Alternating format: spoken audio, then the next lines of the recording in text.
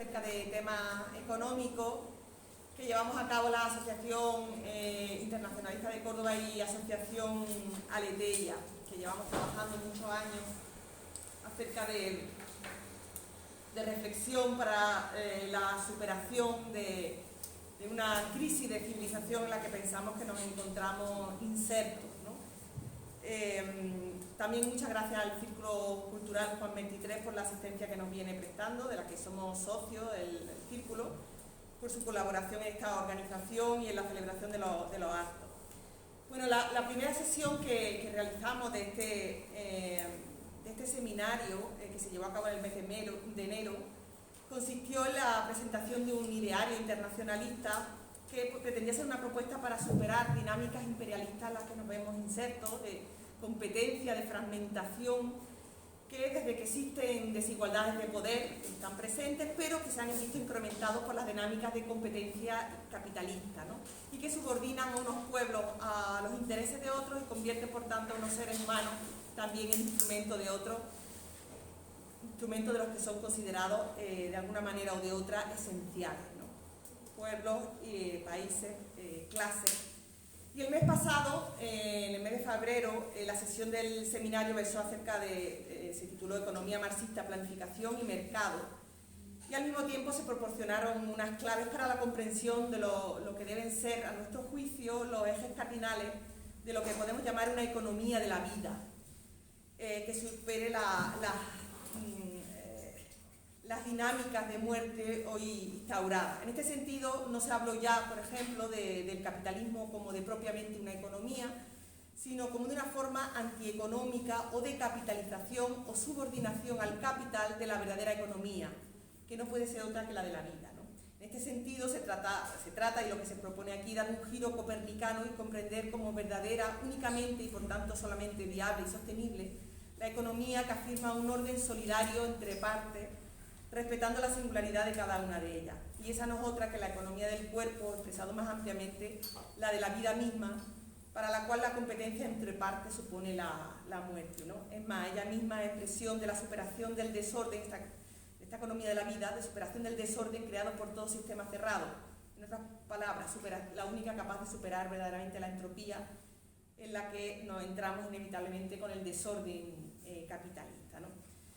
El autor de esta tesis es Francisco Almansa, que viene introduciendo esta charla, que es filósofo e investigador de la economía. En los últimos años viene trabajando en el desarrollo de una filosofía propia, la de la afirmación, que pretende la superación del paradigma hoy todavía vigente, al que denomina terminal o del tener, en contraposición al paradigma del ser.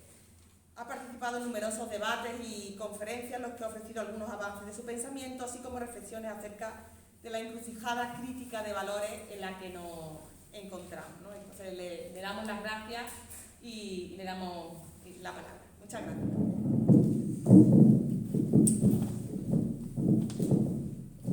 En primer lugar, gracias por vuestra asistencia y como por las cuestiones técnicas y los retrasos pertinentes no vamos a seguir con presentaciones y vamos a ir directamente un poco al grano.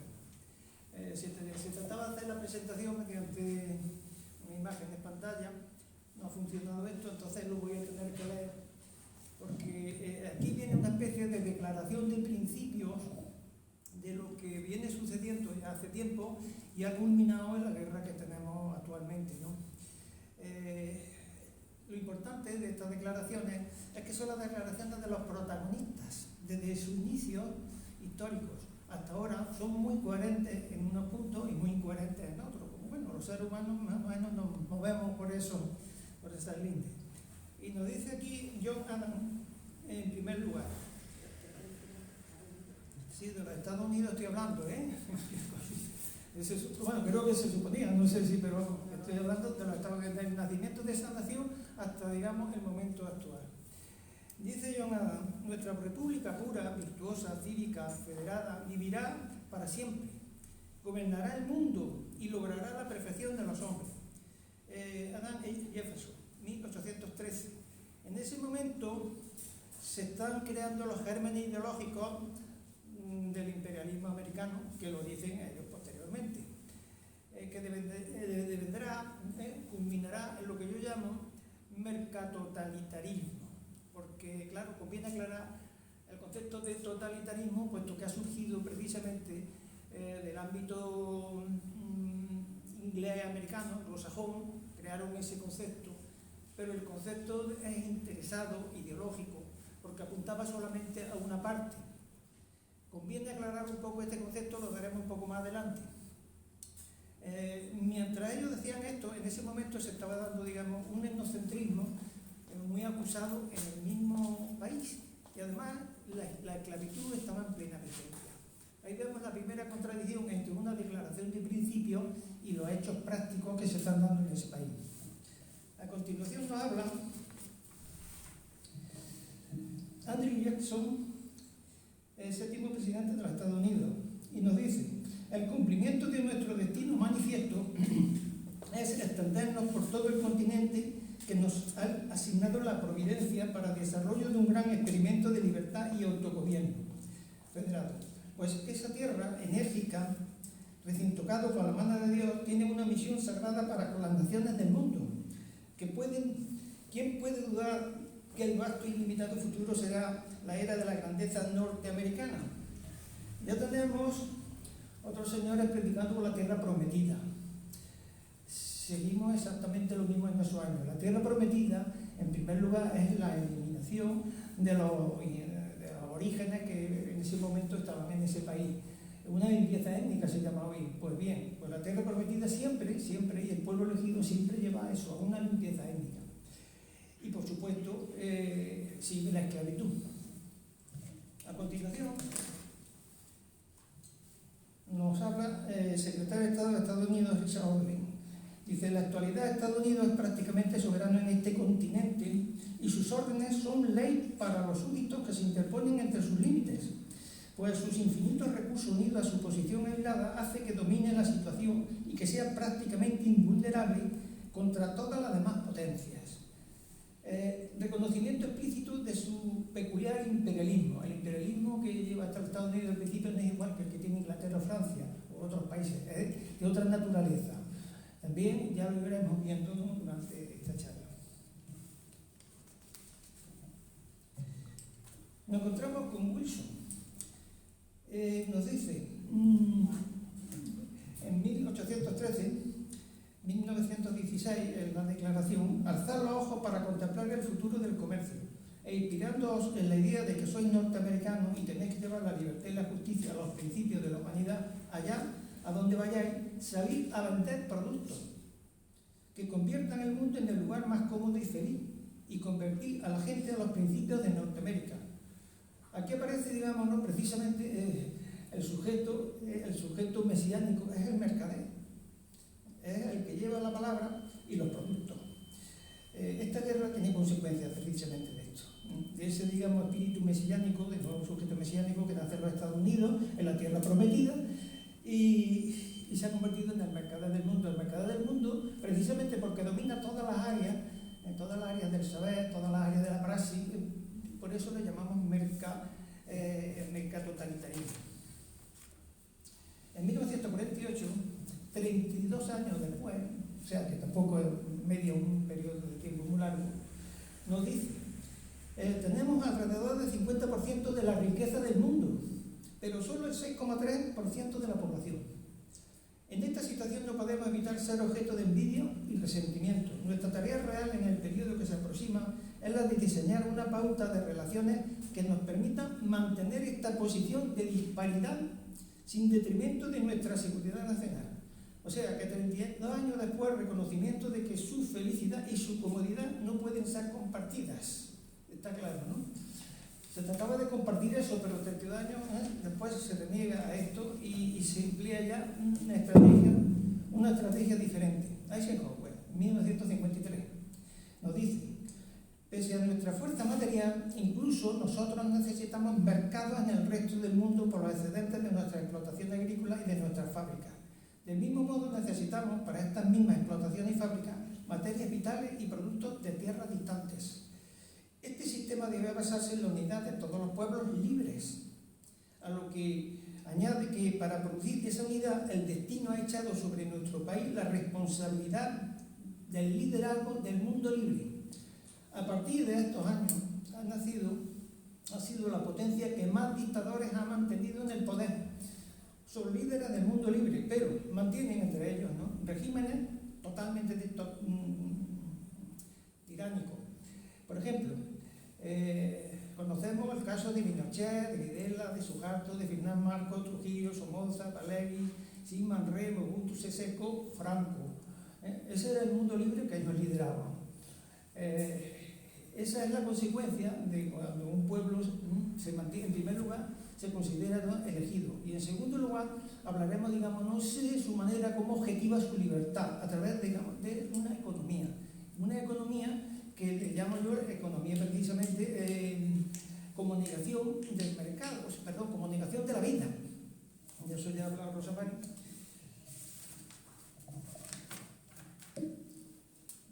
Nos habla ahora Paul Wang-Fui, subsecretario del Ministerio de Defensa. Nuestro principal objetivo es prevenir la emergencia de un nuevo rival. Esta es la consideración dominante que debe subrayar la nueva estrategia regional de defensa y que exige que nos esforcemos en prevenir que ninguna potencia hostil domine una región cuyos recursos pudieran mantener los mecanismos para disuadir competidores potencias, incluso de aspirar a un papel regional o global mayor. Esta es la declaración de lo que está sucediendo hoy. Lo vuelvo a leer porque es interesante. Nuestro principal objetivo es prevenir la emergencia de un nuevo rival. Esta es la consideración dominante que debe subrayar la nueva estrategia regional de defensa y que exige que nos esforcemos en prevenir que ninguna potencia hostil domine una región cuyos recursos pudieran bastar bajo un control consolidado para ejercer un poder global. Finalmente, debemos mantener los mecanismos para disuadir a competidores potenciales, incluso de aspirar a un papel regional o global mayor. El capitalismo se prepara a jerarquizar el propio capitalismo. Esto le llamo yo la autocolonización del propio capital, porque desde el momento que esto ya empieza, lo dice entre 1201 y 1201, ya no existía el comunismo. Había convertido la tierra en un capitalismo global, pero ya se están tomando posiciones diferentes a las que venían de antes. Antes se colonizaba a pueblos que no eran capitalistas. Ahora hemos llegado a un momento que hay que colonizar y subordinar a pueblos que ya, o sea, unidades, territorios que ya son capitalistas, naciones que ya son capitalistas. Ha empezado un proceso nuevo, muy singular. Se está, digamos, ¿no?, autocolonizando el propio capitalismo. Se está demarcando límites de posibilidades, ¿no?, de otros países. Ese colonialismo no era conocido, ¿no?, porque siempre se había colonizado a pueblos que no eran capitalistas. Entonces empieza el inicio, con la caída de la Unión Soviética, el inicio de una nueva era. En 1998, Madeleine Albright, secretaria embajadora de los Estados Unidos y secretaria de Estado, dice lo siguiente: si tenemos que usar la fuerza es porque somos América. O sea, sencillamente porque sea América ya se tiene la legitimidad de utilizar la fuerza. Somos la nación indispensable. Nos alzamos alto, vemos más lejos en el futuro. Si en vez de América hubiésemos puesto aquí Alemania, ¿qué nos sonaría? Todos lo sabemos, ¿no? Pero como es América, la cosa cambia. Pero vamos a seguir más adelante para que veamos el paralelismo que se da en este caso. Dice, según una estimación, la misma, señora, estoy diciendo la misma. Según una estimación de UNICEF, las sanciones fueron responsables de que desde el fin de la guerra del Golfo hubiese cada mes 5.000 muertes de niños de edad inferior a los 5 años, que hubiesen podido evitarse con una atención médica adecuada. Cuando le preguntaron a Madeleine Albright, en el momento en que era representante de los Estados Unidos en la ONU, si pensaba que la muerte de 500.000 de niños era un precio que merecía pagarse para castigar a Hussein, contestó: es una elección difícil, pero pienso que sí, que valía este precio. Sigo pensando lo mismo. Si esto es alemán, pues es natural, pero una gran democracia no puede pasar estas cosas. Pues pasan y están pasando, ¿no? Es la evolución de un sistema que creo que es la última forma de clase que va a dominar. otras ocasiones también, a ver si podemos hablar de esto. Nos dice Donald Rumsfeld en 1901, tenemos dos opciones, o cambiamos la forma en que vivimos o cambiamos la forma en que viven otros. Hemos escogido esta última opción y sois vosotros los que nos ayudaréis a alcanzar este objetivo. Vamos a ver la forma en que vivimos. Aquí hay unos datos que he tomado, ¿no?, unas estadísticas, las que me han llegado hasta 2020, lo máximo, pero que dicen bien las cosas del Banco Mundial. Gasto, consumo de hogares per cápita. En Estados Unidos, $49.630 por hogar per cápita. España, he puesto en comparación con España, $14.113. Burundi, he cogido el último de la lista, $208 en Burundi por hogar. Esto es un estilo de vida, basado, digamos, ¿no?, en la nominación del capital del territorio. Este estilo de vida, se sabe una cosa, no es generalizable en absoluto, en absoluto. Por lo tanto, mantenerlo y mantener, por lo tanto, el capital significa no ir a una catástrofe irreversible.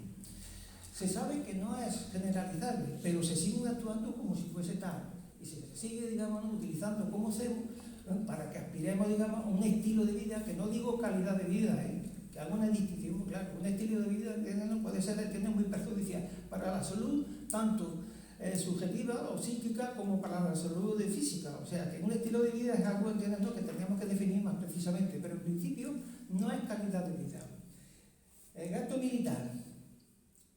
Estados Unidos en el 2020, por el estilo de vida, $778.000 millones. China, $250.000 millones. Rusia, que está en el lista ahora, $61.700 millones. Proporción de gasto militar. Rusia, o sea, la relación entre Estados Unidos y Rusia es de 12,56 veces más de gasto militar. Y si sumamos Rusia y China, tenemos una proporción de 2,48 veces más que esas dos. Ahora miramos la proporción de habitantes y vemos que la disparidad es enorme. Y teniendo en cuenta que, por decirlo así, Estados Unidos, ¿no?, es el estado o el país que no tiene fronteras que la amenacen, ese gasto militar tan impresionante, astronómico, ¿a qué se debe? Nunca lo dicen. ¿Se siente amenazado a miles de kilómetros? El hecho de que los gastos militares nos dicen mucho, que sepamos los gastos militares nos dice mucho, porque la verdad que no tienen amenaza fronteriza.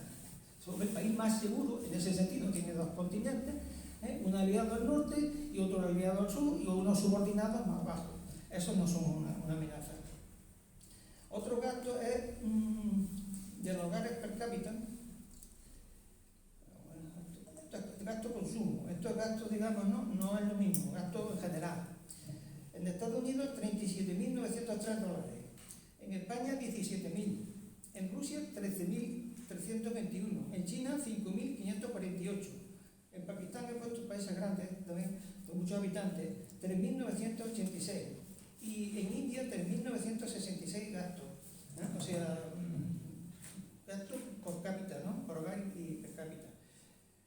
Como vemos, es inasumible que ninguno de estos países de abajo, que son miles de millones, muchos de ellos, asciendan, digamos, ¿no?, a los 37.000 estos. Es un auténtico disparate, ¿no?, lo que se está dando. Esta es la causa principal de guerra. Tenemos también, leí últimamente que España es el 9º país en la venta de armas del mundo. No estamos en la 9ª posición del ranking de gasto, ¿no?, ni de consumo, pero somos ya el 9º país. Consumo de energía per cápita. Otro dato, Estados Unidos, 9.207, no importa la unidad, porque como son las mismas en todo. India, 806. Pakistán, 632, Yemen, 431. Imaginaos quién está parasitando toda la energía de este mundo. Esta es otra de las consecuencias, de las causas de esta guerra que estamos viviendo. Ahora voy a citar a dos economistas, que además son pensadores, aparte de hacer economía, también entienden, se complementa, como tiene que completarse cualquier ciencia, con un poco de pensamiento que no sea tan especializado. Y uno es muy conocido, ¿no?, Keynes, en 1930. Keynes, que además se puede decir que es un economista que dentro del sistema está un poquito más a la izquierda, ¿no? Y yo le llamo un lúcido cínico, tiene mucha lucidez, pero se expresa muy cínicamente, porque nos dice: por lo menos durante otros 100 años debemos simular ante nosotros mismos y ante cada uno que lo bello es sucio y lo sucio es bello, porque lo sucio es útil y lo bello no lo es. La avaricia, la usura y la precaución deben ser nuestros dioses por un poco más de tiempo todavía, porque solo ellos pueden guiarnos fuera del túnel de la necesidad económica, de la claridad del día. Más claro no se puede decir. Tendremos que estar 100 años más todavía. Esperemos que ya hemos acabado esos 100 años, por lo menos queda poco, ¿no? Lo dijo en 1930, estamos en el 22, esperemos que para el 30 se acabe ya, ¿no? Que lo feo sea útil, y que bueno, y tendremos que disimular, ¿no? O sea, tenemos que hacer propaganda, nos está diciendo, ¿eh? Cuando dice esto, lo que está diciendo es que tenemos que hacer propaganda, ¿no? Y tergiversar las cosas como estamos, digamos, acostumbrados permanentemente. Y ahora tenemos aquí la reflexión de otro economista,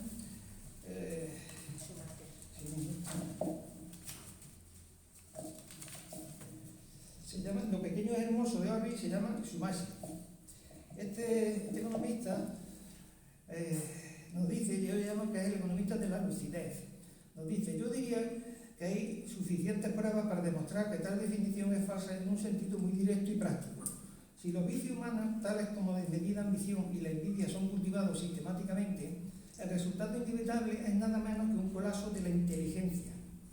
Un hombre dirigido por la ambición y la envidia pierde el poder de ver las cosas tal como son en su totalidad, y sus mismos éxitos se transforman entonces en fracasos. Si sociedades enteras se ven infectadas por tales vicios, podría llegar a obtenerse cosas asombrosas, pero sería cada vez más incapaz de resolver los elementales problemas de la existencia cotidiana.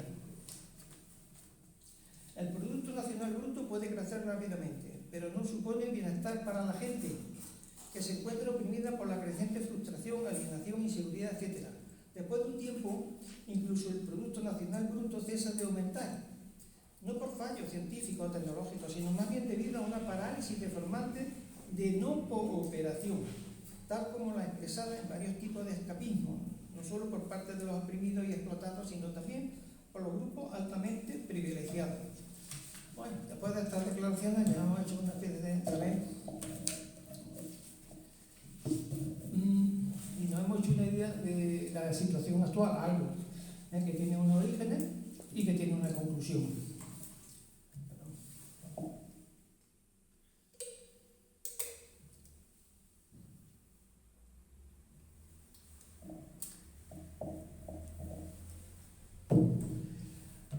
Este charla le da el nombre de darwinismo económico como causa de la guerra. Conviene, por tanto, aclarar un poco lo que entiendo por darwinismo o lo que se entiende por darwinismo. Sé que el darwinismo, no, así en términos muy elementales, se considera que la lucha, ¿no?, por la existencia, el reino animal, la lucha por el alimento. Bueno, pero el darwinismo tenemos que tener en cuenta que no es simplemente la relación de un individuo con el otro, sino de una especie con la otra. Entonces, en el darwinismo es una especie en la que actúa sobre las otras, no sobre sí misma, sino sobre las otras. Y eso es muy importante, porque en las sociedades puede suceder eso. Y está sucediendo, y la historia, diría yo, es una sucesión precisamente de formas particulares, sociales, que actúan sobre otras que son menos poderosas. O sea, igual que las especies animales, que una especie que tiene más poder, por la razón que sea, actúa sobre otra y se alimenta de ella. Una especie social, porque claro, no es lo mismo la historia de la India que la historia de Alemania, que la historia de América. Se han especializado. Ese es otro tema que no se puede tratar aquí, ¿no? Si puede existir una sociedad sin especialización y de dónde viene esa especialización. Pero son sociedades especializadas. Y la sociedad especializada remite a sí misma y actúa con respecto a la otra como un depredador muchas veces. Si es igual, pues encontramos, digamos, una especie de consenso. Pero si no es igual, ¿entiendes, no? Hay que asegurarse porque es peligrosa. Por eso, precisamente, porque, digamos, tienen, digamos, dos historias, dos referencias diferentes y compiten por un bien escaso. aquí viene otro concepto que es de la economía capitalista, que es bien escaso. Esto conviene aclararlo. Nos dice Keynes y el otro Friedman, el otro economista más antagónico a él, los dos nos dicen lo mismo. Para que un producto se pueda vender, tiene que ser escaso por aquellos que no lo tienen. Claro. Y así es como se obtiene el beneficio. No se obtiene de otra manera. Le digo, pero dice Keynes, es muy claro, en su obra más importante. ¿Qué es eso? Pues que es necesario que los otros carezcan de algo para que yo lo que tengo, lo que poseo, ¿no?, sea demandado y entonces, digamos, ¿no?, se obtenga beneficio. Si no hay escasez, no hay beneficio. Quedémonos con esto, que es fundamental. La economía capitalista entonces necesita la escasez y si no hay escasez, la produce. Y ahí está la clave. Hoy estamos viendo que muchas cosas no son escasas, pero se hacen subjetivamente escasas. Ha empezado la producción del deseo, que es un nuevo aspecto de la producción capitalista. Ya tenemos todo, digamos, un mundo de publicidad, de propaganda, de estimulación de deseos. Producir escasez, producir falta, necesitar algo. Eso es fundamental, ¿entiendes? Porque si no, no hay beneficio. Pero resulta que hemos llegado a un punto que lo que escasea es la tierra para el capital. Y este punto es importantísimo. No hay tierra suficiente para tanto capital. ¿Entendéis? Claro, el capital compite consigo mismo. Los estados capitalistas compiten consigo mismos permanentemente. Entonces necesitan obtener unos recursos para que, digamos, los otros tengan escasez de esos recursos y ellos pueden obtener el beneficio. Es la lógica de la propiedad que se llama capitalista. Visto esto, cuando el darwinismo llega a un punto, me adelanto un poquito, porque iba por otra secuencia, pero antes, llega a un punto, aparece lo que llamamos la monstruosidad.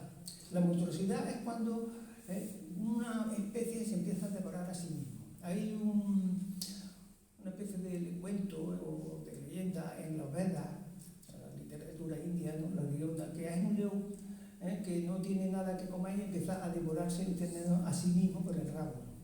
Empieza a devorarse hasta que acaba de devorándose, ¿no? Eso es la prueba, digamos, ¿no?, de cuando ya no tenemos la referencia adecuada de alimento, empezamos a alimentarnos nosotros mismos. Eso se llama un sistema cerrado. Un sistema cerrado, y ya hablaremos de eso, lo que es un sistema cerrado y lo que es un sistema abierto. Un sistema cerrado se alimenta a sí mismo. ¿Y qué le sucede? Pues que eso acabamos dando la cabeza, que es la que dirige el proceso. Y así es como caen los imperios. Dicho esto, voy a remitirme a una cita de Marx, y esto para la gente que piensa como la izquierda, o sea, la izquierda, ¿no? Él nos dice: la anatomía del hombre es la que nos ayuda a comprender la anatomía del mono. Eso es un proceso de metodología de conocimiento, lo que ha propuesto Marx. O sea, conocer. Cuando se conoce la anatomía del hombre, se puede conocer la anatomía del mono, y no al revés. Nos parece, digamos, que es un poco raro eso, ¿no? ¿Qué está diciendo él? Que hay que estar más evolucionado para comprender lo menos evolucionado. Eso es lo que está diciendo. Él ya estaba situado en un plano de comprensión y de realización social. Él estaba viendo una forma de realización social que creía, y era así hasta cierto punto, ¿no?, que era superior a las anteriores. Entonces, como suele pasar, ¿no?, igual que cuando crece el niño, solamente la evolución del pensamiento permite comprender la evolución, digamos, ¿no?, que es anterior, los estadios anteriores. Un adulto puede comprender a un niño no puede comprender a un adulto. Está diciendo eso. Pero a nivel social, ¿cómo podemos comprender el capitalismo si estamos dentro de él? El problema que se presenta es ese, ¿no? Marx aquí ve algo en su tiempo, que es el proletariado y el capital. Una antítesis entre dos fuerzas, una emergente y otra que también es nueva, porque han pasado del estadio del capitalismo comercial al capitalismo de la producción, a la revolución industrial, dicho de una manera. Entonces, Marx toma esa referencia y considera al proletariado que aparece en ese momento como el primer sujeto histórico organizado dentro de la producción capitalista. Y esto debe de quedar claro. Hasta entonces había dominado el capitalismo comercial. comercial. Y el capitalismo comercial no tenía un sujeto definido, porque trabajaban, ¿entiendes? No, tanto la gente del campo como los artesanos, que no eran, ¿entiendes? No, trabajaban para ellos compraban a muchos, digamos, no artesanos y a los labradores, compraban sus productos y intercambiaban. Pero ¿qué parece, digamos, un capital ligado, digamos, a un trabajador estrictamente a él?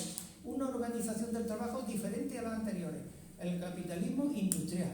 Aparece un sujeto relacionado íntimamente con una forma de producción, con una forma de capital. Eso es nuevo. Eso no se ha producido anteriormente. ¿Qué sucede con esto entonces? Pues que Marx lo toma la referencia y dice, ya hemos llegado a un punto nuevo. El proletariado será el nuevo sujeto histórico. Y no ha sucedido así, por ahora. ¿Qué ha sucedido? Él vio algo que podía, que era nuevo, pero que tenía que funcionar. Pero hay una prueba histórica donde incluso así se podía desarrollar un país muy poderoso, con desarrollo, con fuerzas productivas muy importantes, con capacidad técnica, científica, etcétera, etcétera, sin necesidad precisamente de ese capitalismo. Hasta cierto punto se desarrolló, fue la Revolución del 17, que llevó a la Revolución Soviética, y ese país sin burguesía, porque aquí se trata de que el capitalismo no estaba sustentado por una clase que era la burguesa.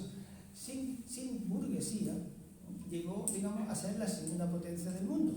Por lo tanto, es un hecho que contradecía a la izquierda de ese momento, que decía, sin burguesía, sin la revolución burguesa no se puede llevar a cabo un proceso revolucionario económico que lleve, digamos, a un desarrollo de las fuerzas productivas y a la consolidación de una potencia económica.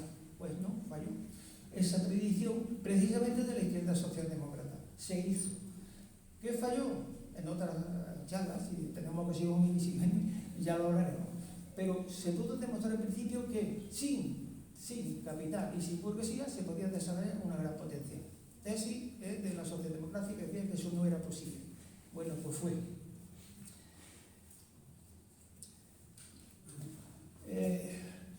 ¿Qué pasó a partir de ahí? Pues que el capital se diversificó. Pero también se diversificó el sujeto del trabajo del capital. Ahora tenemos un capital que es capital de la información, capital comercial, capital de servicio, capital de la producción y capital financiero. Toda esa estratificación de capitales es lo que yo llamo también el capitalismo colectivo, el capital colectivo, el capitalista colectivo. Pero paralelamente se ha dado un trabajador colectivo que se relaciona con ese tipo de capitales. En todas esas áreas del desarrollo del capital hay una forma de trabajadores que están trabajando para ese capital. Y ese trabajador colectivo que está en relación a las diferentes formas de capital resulta que tiene una preparación muy superior a la que tenía el proletariado. Hay un potencial intelectual y de experiencia de la economía, del trabajo, muy superior en aquel momento.